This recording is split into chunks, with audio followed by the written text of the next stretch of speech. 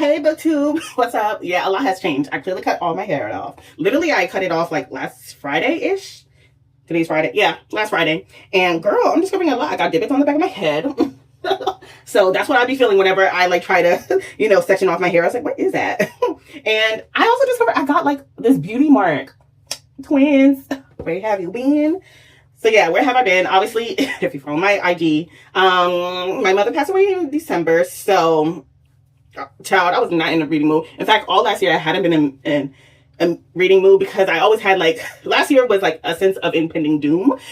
And now that I know why, I was like, okay, that makes sense. Because like literally my instincts, okay, like can we get a little more here? So like literally, I've had since last year, all last year, who the hell is that? Child, my cat is trying to open the door. So this impending doom, all last year, because it's like, and like literally I would like constantly get an instinct to like, but let's like secretly get rid of shit. Like, cause honey, both my parents are kind of a little bit of hoarders and I'm becoming a little bit of a hoarder. I can see myself on that path. I'm trying to work on it. Okay. I'm working on it. But like legit, I was like, okay, I need to deep clean this house for some reason. And it's like, why are you thinking about this? Like, and then the closer and closer to my mother's, homegoing on, like the urges became stronger and stronger. And I feel like those were like my instincts telling me like, girl, this won't be the last rodeo. You might as well start cleaning and get rid of a lot of shit. So that way, when the time comes, you're not overwhelmed with that shit. And if anything, one thing I learned is I'm going to follow my instincts this time around because literally I've been like, I don't know. I feel like death does something to you where it's like, because like I was really hoping that she would at least live past her birthday. Like, if you don't know, me and my mom, we're like Capricorn twins, like not on the same day, but like we're both January Capricorns. My mom is born January 1st, and I'm January 3rd. We're literally neck and neck. And oh my god! And surprisingly, I cried one time during the funeral when it's time for me to do my speech, and another time again throughout on the, how can I say, it was on New Year's Day.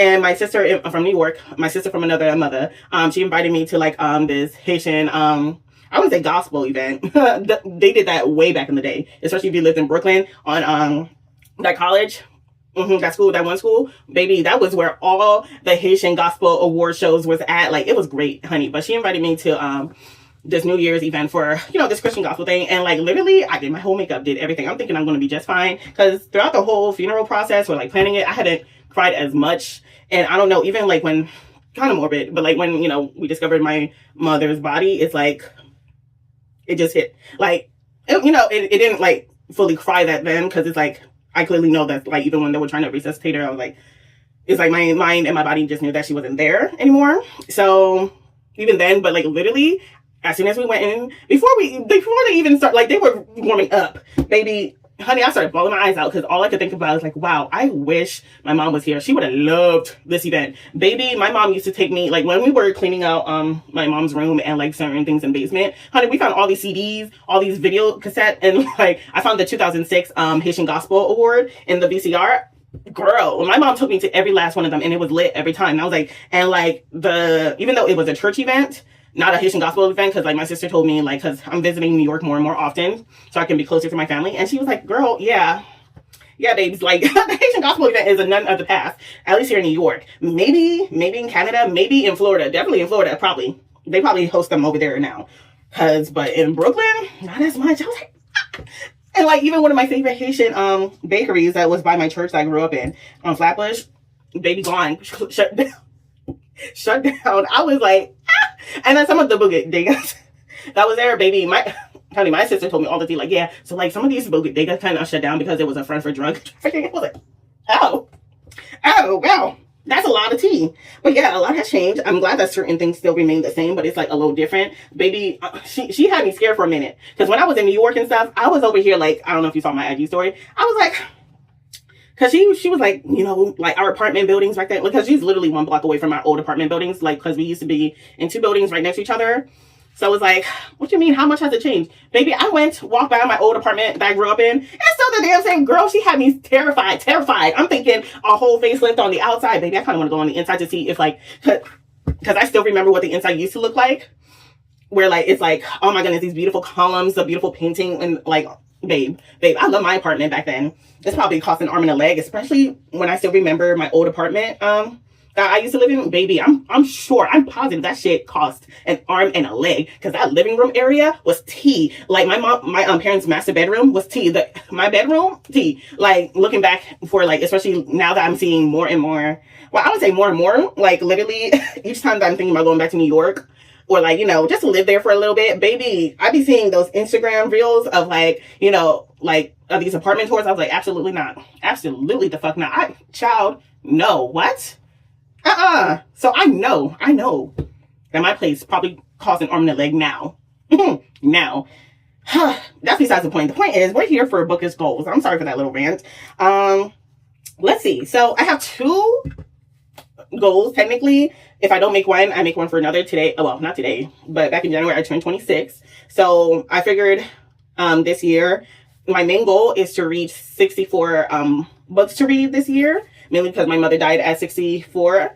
And I was like, listen, if I don't make that goal, like I'm trying to reach that goal really badly. But if I don't, then 26 is the next number, because I'm 26 this year. So I figured, you know, 64 would be forever be my goal, which is crazy because each year, last year, ever since the whole panini, I was like, I was trying to reach 100. I was trying to reach 100. Now my new goal is 64 for each year for now, until I decide to change my mind. But, and then each year, the older I get, sorry, that's my tripod moving, but the older I get, then I would add more for like the minimum. So the minimum goal is 26, the maximum 64. For the most part, baby, I'm gonna get into certain, I would say nonfiction, because at this point I have lowered my goals for my nonfiction. At this point, I'm deciding for 5. No, actually make that for nonfiction. But for the most part, who was that? Baby, that's probably one of my other cats, child. I got 2 cats. The second one came unexpectedly, like literally unexpectedly. Me and my mom was shocked that she warmed up to us, but homegirl is a stray. And meanwhile, the first cat is like a cat that we both decided to get. So she came at the right time, I guess. But literally, I'm like, girl, I wasn't expecting to read as much, but this isn't an ad, obviously, because I'm not in that realm yet, if ever. But legit, I have this app. I got a new phone, which is what I'm filming on, the Pixel XL 9 Pro, I believe.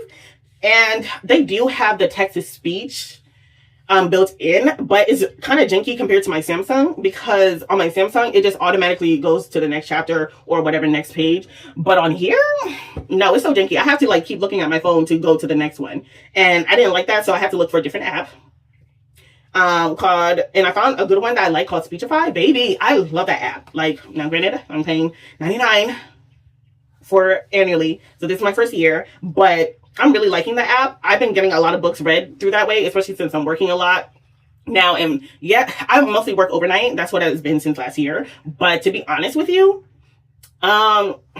it's true what they say. Like, I should listen to my mama, because, you know, she used to work as an overnight nurse. Girl, she was like, listen, overnight will mess up your sleep schedule. That's for damn sure. And that is for damn sure. Baby, overnight, I do not have that. Like, as soon as I come back, it's so weird, because, like, as soon as I be, like, craving going home to get some sleep. As soon as I get home, I'm not as sleepy anymore. I got all this extra energy. I don't know if, like, that's a thing, but it's like now I want to catch up on all the things that I missed out on. But that's besides the point. When I finally get home, I'll be knocked out until it's time for me to go to work. That's how it is for me. I'm trying to, like, you know, pick a certain day out of the week where I do everything that I need to get done, like all the important shit, so that way I can have a peaceful rest of the week. Baby, I have yet to get on that little schedule, but that was the plan. And with that being said, so is my mood for reading. So I get most of my reading done at work with, you know, my earbuds in and the Speechify. You know, yeah, it's a little robotic sometimes, but like I got it on Tasha. I think that's the name of the AI is a black woman, of course. So, but why do they not have any black men reading? Like, literally, Tasha's the only black girl that I personally see on the app. I don't see no black men. I'm like, Anyways, that's besides the point. The point is, I've been getting a lot of reading done. Baby, in January, I ain't read not a single damn thing. Nothing, baby. Not a single damn thing. But I would say on February, I only read like 1 book. I know it's weird. I only read 1 book. And hold on, let me look. Whoop, I have to go to my reading spreadsheets. But I read 17 books so far. Literally, let's go into my monthly stats. Of course, January, I read nothing. February, only 1 book. In March, I read 8 books. And in April, we're currently in April right now. Baby, so far I've read 8 books so far. Most of that is through Speechify. Others, like, yeah. And I'm so happy because, like, no. Should I be snitching on myself? You know what? I'm not even going to snitch. Never mind. I got a library card in a different state. One of the states that I kind of kicked out other people. But listen. I wanted that library card for a long time, and that was a gift from my sister. That's all I got to say, okay? Because, baby, ever since I got it, that plus the other library card that I also got out of state, my category has been expanded, okay? And especially now that Hoopla has, reduced its numbers, girl, RIP to the Bookish community, because what is going on? And now, girl, I'm just now finding out that NaNoWriMo has shut down. And now, baby, I've been getting into the deep dives about NaNoWriMo. Girl, it's been that messy for a long time, huh? What? Girl, I need to finish that YouTube video, but girl, that's too much. Like, what? I'm so shocked. Like, I'm genuinely shocked. But honestly, I've been, baby, think this isn't an ad for Speechify, okay? But I'm just saying, ever since I got this phone, I've been using that more often. And maybe I should go back to trying the text-to-speech and, like, kind of fiddle with it. But I'm not going to lie. The only reason why I bought this phone is because of the camera and the space. Baby, 1 gigabyte for all that space. I love it. And especially, like, because I was thinking about, upgrading my, upgrading, my phone. Because I've always been a Samsung girly. So it was a little difficult choosing, like, something outside of Samsung. But the only reason why I kind of gave in, of course, the space and stuff. But it's like, damn, like, really, all the phones, like, they got rid of the expanded storage. Like, literally, I still have my, okay, don't judge me. So I've been using my Note 9 since forever. It's now starting to slow down after all these years. But literally, the only reason why I bought the Samsung, S21? I don't know, one of them. S20, I don't know. One of them joints. And I loved it, like, but even then, I still hadn't transferred everything to that phone. Like, I love the camera quality, but I hadn't yet done that yet. Mainly because I'm still stuck on the pen, and I'm still stuck on the, now granted, I think both of them still have the pens, but, like, on the extended storage. Because, I think, as a matter of fact, I think my tablet, the only thing that has extended storage is, I think, the Samsung tablets, but, like, yeah. And literally, I was thinking, you know what, it kind of be, like, just like my mama, got another phone for, like, other purposes. That's what I was thinking. And I was thinking about going for, the flip phone that Samsung got, because who else wants that 90 nostalgia of just hanging up on somebody? Like, only difference is that it's a touchscreen now. So it's like, shoot, I might get that in a few years, but still, like, just a little, shut the fuck up. Baby, and like the cute accessories with everything, baby, I was ready. But then I was like, girl, I got too much space on this shit. Let's try something else. And so far, I'm not going to hold you. Some of the features on this phone is crazy. Yeah. But I'm still very much like, the ecosystem on the Samsung is so perfect. I love it.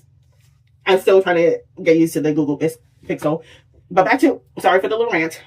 Back to this. So I read Flawed back in February. Baby, I did not like this at all, by Maggie Cole. This was the final book, and I forgot what series, but I literally was thinking about skipping over this book, but I don't like leaving things unfinished, especially when it comes for a series. Baby, I should have skipped this part. I didn't like it at all. I think I gave it like a 2.5 star. Actually, I gave it a 3 star. Baby, let's bump this down to a 2.5. And then in March, I read The Fifth Kings by authoress Masterpiece. The next book is coming out this month. I hope it comes out this month. Because baby, she had me in a chokehold. Like, baby, that brought me out of my reading slump. Baby. And like, thank God for my sister. Because like, now that we reconnected and everything. I've been like calling her like, yo, let me tell you about this book. And like, I'm like, girl, you're over here calling your sister about this book and spilling all the details and stuff and what part has you gagged. But you're not going on your damn YouTube channel? The fuck? And I was like, you know what? You're right, self. All I have to say is, dark romance, like, and I saw this on someone's, I think B-Love's, stories, baby, I've been hooked ever since, because now, these brothers has me, my favorite is, of course, Monster. I love his relationship, but yo, that is my first 5-star of the year. Ever since then, everything has been, well, that's a lie. There's been a few, 5 stars, like Capone.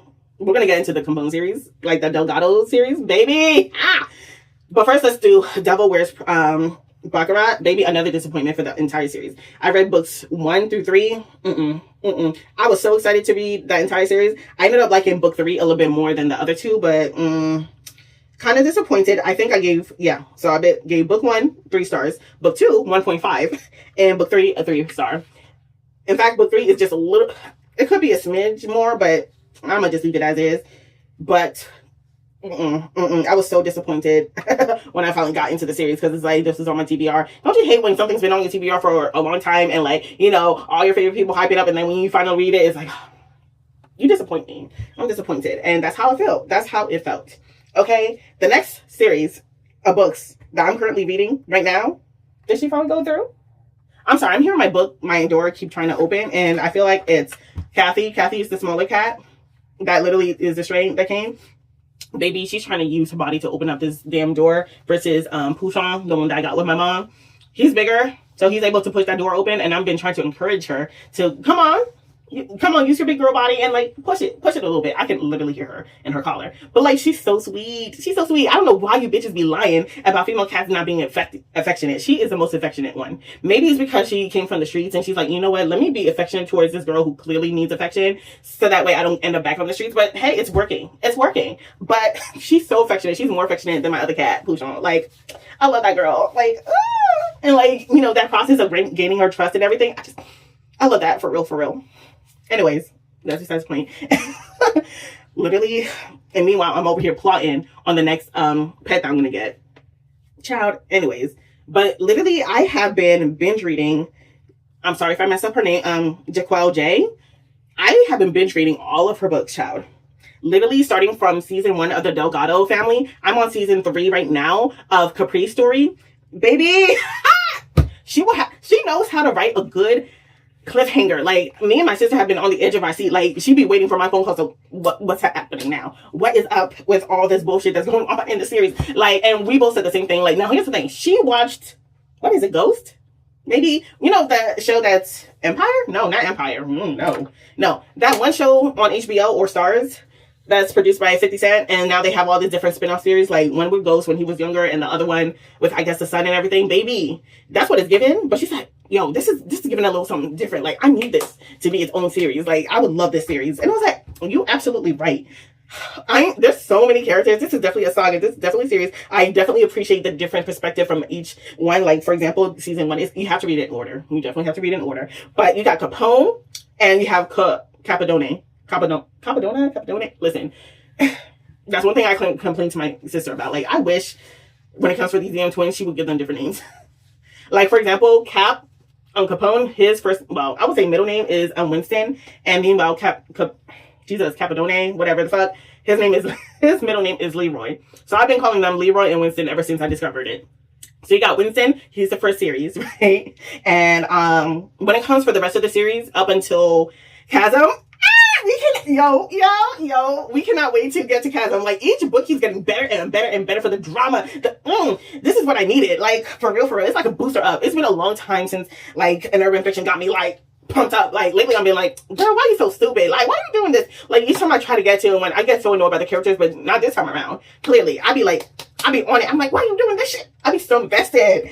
And I'm so glad that she named kind of like these series like it's a season. And I love, now I listen to the playlist. I should probably share the playlist with my sister, see if she likes it. But like, baby, it's a whole vibe. So baby, and I have a whole plan. So literally I'm reading up until right now. I took a break. So when I resume reading, I'm going to start with Capri 3, and that is season 3 of the Delgado family. And literally, because of contract, obligations and stuff, season 2 and season 3 has been broken up. So when she finally decides to do the paperback version, instead of it saying 1.5, like books 1 and 1.5, it's just going to be one book in the paperback when she finally does that. Because baby, I'm going to buy it.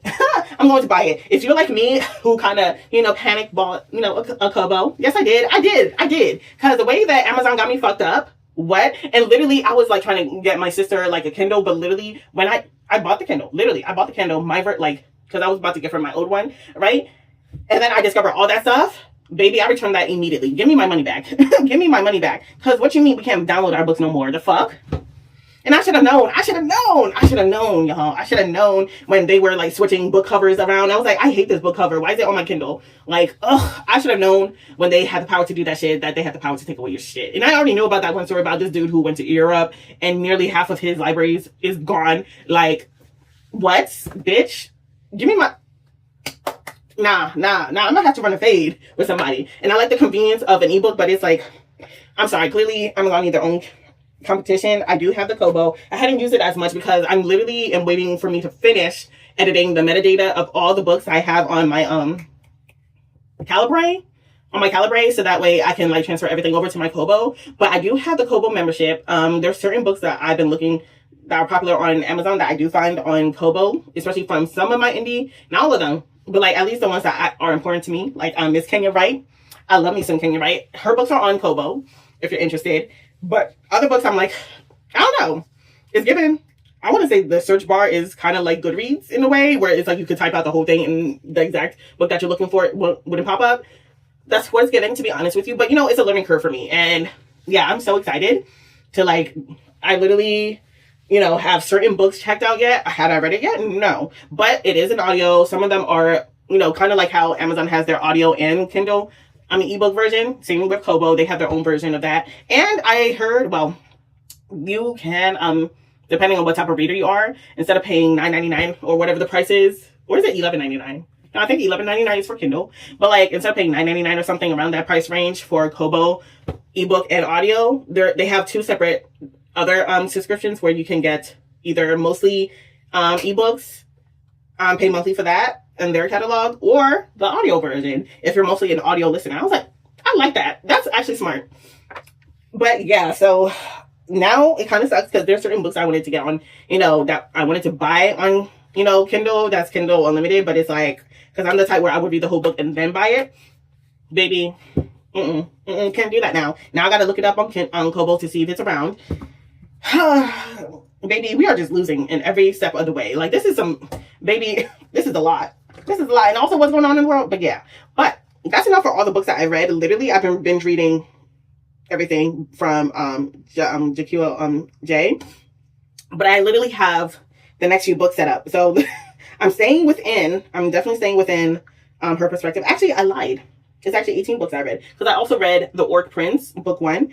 By who is it? Kira Hudson. Baby, I actually like that book. Yeah, it's a little insta-lovey, but like, I actually liked it. Now I'm on book 2 because, like, you know, they managed to make it back to his realm, and we'll see how that turns out because things have obviously changed in over a century. So he's learning and she's learning as well. But baby, I'm excited. But literally, here's my plans for this month, for the rest of April. I'm going to finish Capri. Like, literally, as soon as I'm able to, like, the only time that I would stop. Sorry. My tripod again. So the only reason why I would like stop reading Capri for now is because within each book, I could have finished by now, but I tried to like wait to tell all the good details to my sister before I read on to the next book. And that's what I'm doing right now, because right now she's visiting some friends in New Jersey. So I'm like, girl, I need to tell you to spill the details now while it's still fresh in my head. But I'd rather see her face. Thank God for WhatsApp, because like I need to see her face as I tell her these details. Because baby, each time we just sit here gag like, Capri did what? This person did what? Tasha did fucking Tasha. There's too much. Trilla and his ass. Timmy and his bum ass. Oh my God, Timmy. You have to read the series to know what the hell I'm talking about. But this is the first series where each book I'm binge reading. I'm just binge reading the entire series of each one of her books. And she got a lot of books. Like literally, as soon as I'm done with Capri, I debated whether or not, because in her books, like it's like a whole universe I'm starting to discover. So like she'd be mentioning other families. I'm like, wait a minute, who's this family? And in Capri, they mentioned the Casil family. And literally, let's see, 10,000 Hours with a Rich Menace. That's the first book in with the Casilli family, and that has to do with the Staten Island family. Now, I discovered there's 2 more series, technically 2 series plus a spinoff in Staten Island, because most of these books takes place in New York, honey. And obviously, you know, like me and my sister have been really enjoying it. Like for example, I'm thinking after Chasm, because so far she has 2 books with Chasm, and His love story's gonna be great, y'all. Y'all, I need to calm the fuck down. But like, there's so much. Like, I wonder if she's gonna do a series with Kincaid and Jasmine. Oops, was that a spoiler? Baby, I don't give a fuck. Basically, you got the Infernal Gods, which is a motorcycle gang in this book. And I cannot wait because technically, Chasm is technically season 4 of this series that she got going on. But I would consider like season 1 of the Infernal Gods because we got introduced to the Infernal Gods here and there. Like Kincaid, yeah, he's part of, the Delgado family gang, but he's also part of a motorcycle gang, aka the Infernal Gods. That's who we got introduced to. And then we got introduced to the brothers. And you have to read the series in order. But also, like, before, we got introduced to, like, Jesus, a Vasily, whatever, this family duo that's into race cars and stuff, and they have their own stories. So I'm literally going to go back, and literally, which book did I want to take a break from? Cappadocia. After I finished Cappadocia, I went into 3.5. I wanted to go back to read the other books that she got. Which was it? Which was it? Was it Staten Island? Nah. I don't think it's Staten Island that I was about to read. This is crazy. I literally wrote it down. Where is it? Baby, it's one of them. But in the intro, it literally said, there's 3 major families that run the Staten Island, the Forgotten Bureau, and it mentioned literally Jesus, the one that's into the car racing and all that family. And it mentioned the Davis family. I'm like, who the hell is the Davis family? And then it mentioned, and then you're going to get introduced to another family that hasn't been mentioned yet. And now, since the Casil family have been mentioned in this book and how they mentioned, like, they're part of Staten Island, I was like, so that must be the 3rd family that she was talking about. But now I got to go back. When I first read that intro, I was like, okay, let me stop reading this. Because clearly now I got to go back to read the Davis family. And apparently, so the Davis family is called A Staten Island Love Story, I believe. And they have 3 books, right? But then they have the spin-offs, which is called Staten Island Love Letter, books 1 through 5. Oh, wait. No, I lied. Wait a minute. Wait a minute. I lied. So, one of the families, I don't know which one it is. Actually, let me go back. I'm sorry if I'm confusing y'all. So, okay. So, I figured it out. So what I need to do, I need to start with the Davis family. Because according to when I accidentally started reading A Staten Island Love Story, that has to do with the Vendici / Cromwell family. And the 2 families that's really, really close to each other. In the intro, they introduced the Davis family who runs the drugs and stuff. Then you got the Vendici / Cromwell family who are more into the race cars. If you need a good car type of thing. That's their family and stuff. And then the 3rd and final family that we hadn't been introduced to, I feel like has to do with the Casil family, which starts with 1,000 Hours with a Rich Menace. So the Davis family, they got damn. So a Davis family has 5 books. And it's a whole saga. Like, I read the intro, what the book is about. There's a lot of moving parts in that. So I feel like I have to take my time, take my highlighter out, and start highlighting some people. Like, okay, because that's a lot of people based on the intro. I was like, So I'm thinking, depending if I'm going to continue with Chasm, you know what? Fuck it. Because should I continue with Chasm? Maybe I've been debating in my head how I'm going to tackle her backlog. But I feel like I should stop with Capri. Once I'm done with Capri, stop before I move on to season 4 and go way back. Way back. And I'm going to start with the Davis family, which is a Staten Island Love Letter, books 1 through 5. And then the spin-off version, because the spin-off has to do with a cousin of one of the main characters named Ghost. And it's called A Staten Island Love Affair, books 1 through 4. And that is it for the Davis family and the spinoff. And then I'm gonna go back to A Staten Island Love Story, which has to do with those 2 families that kind of joined at the hip because the originators of the whole car thing and shit, it was 2 best friends and stuff, and their family has been intertwined, so that makes one mega family, right? And then I can go into the new book, Don Conceal. Well, actually, instead of after A Staten Island Love Story, I'm going to go to read Chasm. That's what I plan to do, and then 10,000 Hours with a Rich Menace, which has to do with the Casil family, because she hasn't even posted, she posted the dates of when the other 2 books in the series come out. And we got to get a glimpse. That's why you got to read things in order. I should have read everything in publication order, but I'm not going to do that shit. The fact, because there's certain other books that I wasn't really interested in hers, but now, because then she got the ones in Harlem. There's so much stuff. I'm sorry. I've been blabbing for a long while, but you got to read her books. I'm sorry. You just got to read her books. After that, maybe I don't know what I'm going to do in April, but I'm focused on this author for this April. Baby, she has me and my sister's attention in a grip, like this is so much better than the show. Like, oh my goodness, like this is a lot. And for breaks, I did try to leave. Let me go to my Kindle, because there's one book that I was trying to read in a break in between. I have a few books checked out for my Kindle, like for example, Divided by Three by Katie. I don't know if I'm saying her name right. Baby, I cannot stand the book. I'm sorry. Even with the Speechify, it's not helping. So I'm thinking about doing nothing that book. It's such a short book, but I just can't. It's also one thing for sure, two things for certain. Ever since, before I even read Chasm, because I'm not there yet, but like before, they kind of, you know how Kindle be. One thing about their algorithm, it's kind of like TikTok. They know what you like. And they'll be like, oh, so you've been reading a few urban fictions with a little bit of a motorcycle gang intertwined. Bet, here's a few black motorcycle gangs. I was like, okay, because literally this is my first introduction to motorcycle gangs through this through these books and stuff. So yeah, shit, I might as well jump in to see if that's something I like. But baby, of course, I've been taking a break from Capri, so I've been reading, of course, the Orc Prince. I've already read that, so I'm already on to the next book, The Orc Queen. I also checked out The Pageant, a dark romance novel by Jesus. Who is it? I read from her before, Lilith Vincent. Let me tell you something. She warned us, because like if you read Malice by the same author, she warned us by the end of Malice, like, listen, I have this new book coming out. It's darker than Malice. I was like, darker than Malice? No, it's not darker than Malice. It's not them. My bad. Malice Mafia series, that's a whole different author. My bad. She's the one who wrote, Jesus, where is it? Motherfucker, where is it? Oh. She's the one who did the Promise and Blood series. Lilith Vincent. I love that series. It's a Why Choose romance.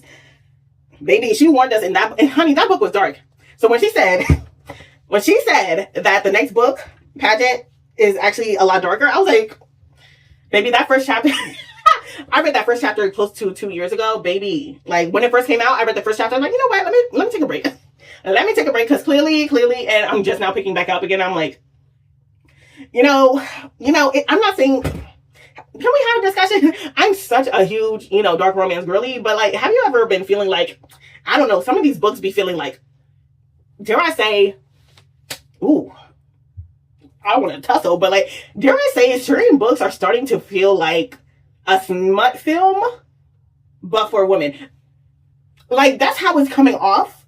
So when I read as I'm reading this book, it's giving off those kind of vibes a little bit, but now I'm like, girl, at this point, when it kind of goes to that direction in my head, I'm like, you know what? This is giving thriller/horror movie vibes instead of a dark romance that I signed up for. So at this point, I'm no longer cheering for the male characters. I'm cheering for the women to survive.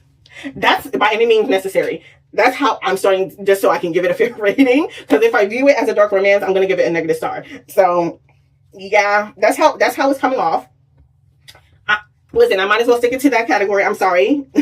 Not really. But other books that I checked out is, that I also want to check out this, will I get to it this month? I'm not too sure. But this is the first book in the series, and it's called The Firebird, The Fire That Binds. And people, now thank God I read that one YouTuber's review about it. She's like, listen, don't be fooled by everybody saying this is a romantasy. Yes, it's a romantasy, but it's a dark romance, like at the end of the day. So people have been going into thinking that, it's just another romantasy book. Maybe no. So that's why so many people have so many negative stars. Like, oh my goodness, I was expecting all this. But like, even the author was like, no, maybe this ain't it.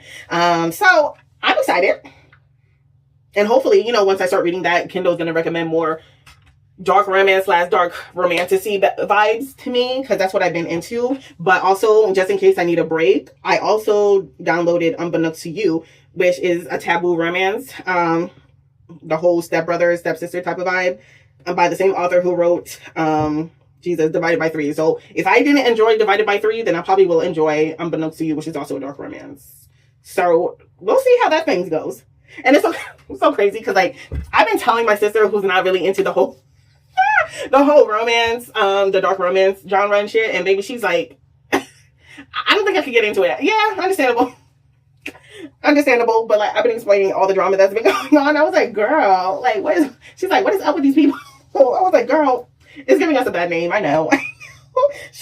Her reaction is hilarious, but I think that's it. That's all the books I want to talk about. Should I do a bookish haul? Because I'm not gonna front. when Kindle did that thing, I started buying the rest of the series of certain ebooks that I had on my phone that I bought the first book too. I was like, fuck it, since I'm not be able to download this shit again. So I literally binge bought certain books, but around that time when it got announced, I started buying a lot more physical books that I wanted to like get a physical copy of. I was like, fuck it. Let me go to my Second and Charles store and buy all the books that I personally want, because it's clearly obvious the older I get, ownership is kind of obsolete. It's like ownership is no longer around. Like even when it comes to certain DVDs and stuff, like what? Like for example, I bought the digital version of Miles Morales, right? Into the Spider-Verse and all that other stuff. I got the digital version of those, right? But I also got the digital version of Black Panther, the first movie. But I've been seeing some things lately about that, kind of similar to what Amazon is doing and shit. And I was like, oh no, I can not have that. And even if you do get the physical copy, because now, like this year, I'm planning on saving up to buy my first game system. I'm thinking about getting the new Switch, but I even heard, like, maybe I'd be into the gaming drama too. That's a whole, maybe, like, close to $90 for a game. My God, like, and I did want to get it, but, like, I'm thinking I'm just gonna stick to, like, just, like, the station itself, and then eventually save up money and invest into building my own PC, my own gaming PC, like, once I do even more research on that. But, like, because I heard that's, like, the ultimate, like, maybe you might as well get a gaming PC, instead of, all this other stuff. But, like, as a first-time gamer, yeah, I watch a lot of game throughs and stuff, and I'm into the gaming drama community and all that other stuff. But as far as playing the games myself, I'm at this point in my life, I'm kind of, healing my inner child with all these games and shit. So that's why I wanted to get it. But even then, I'm like, damn, what the fuck? I felt so bad. And this is my first introduction. I knew I should have bought my Switch when I had the chance. But you know what? The newer Switch is coming out. Let me get that instead. Because literally, when I was planning on buying the Switch, I was like, you know what? Let me wait for the newer version to come out, because I feel like it's coming out very soon. And sure enough, it was coming out real soon in summertime. But damn.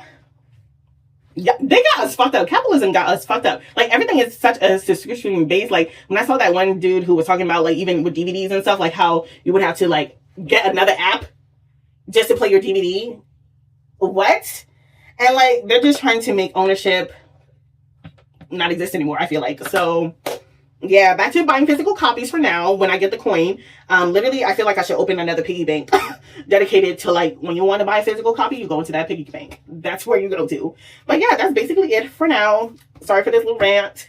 I don't know what this video is. Get ready, child. Not even a get ready with me. I'm about to film a get ready with me, but baby, let me know what books you're reading. And how do you feel about this whole ownership thing? And how do you feel about the whole Kindle shit? Because that shit got me so heated. That's why I started to panic buy all the shit. Like, anyways, adios for now. Till next time. Bye.